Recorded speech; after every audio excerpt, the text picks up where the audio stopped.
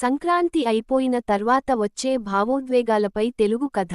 సంక్రాంతి అయిపోయింది, మిగిలింది జ్ఞాపకాల వెచ్చదనం.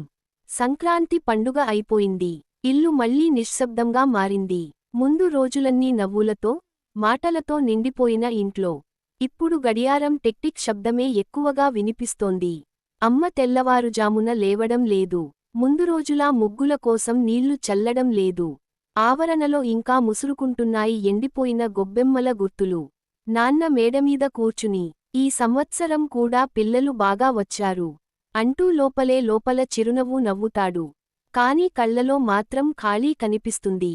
అమ్మమ్మ గదిలోకి వెళ్తే ఆమె చెప్పిన కథల గుసగుసలు ఇంకా గోడల్లో ప్రతిధ్వనిస్తున్నాయి. ఇంకోసారి ఎప్పుడు వస్తావ్రా అని అడిగిన ఆమె స్వరం చెవుల్లో మోగుతూనే ఉంటుంది.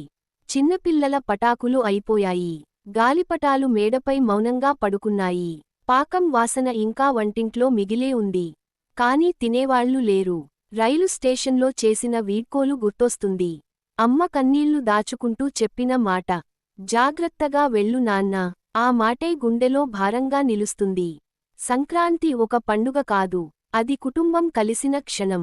అది అమ్మ వంటల్లో ప్రేమ, అది నాన్న మౌనంలో మమకారం, అది అమ్మమ్మ కథల్లో జీవితం. పండుగ అయిపోయింది, కాని ఆ జ్ఞాపకాలు మాత్రం మనతో పాటు నగరానికి వచ్చాయి. రోజూ పని మధ్యలో కూడా మనసు మాత్రం ఇంకా ఆ పల్లెటూరి ఇంట్లోనే ఉంది. సంక్రాంతి అయిపోయింది, కాని మనసులో పండుగ ఇంకా కొనసాగుతూనే ఉంది.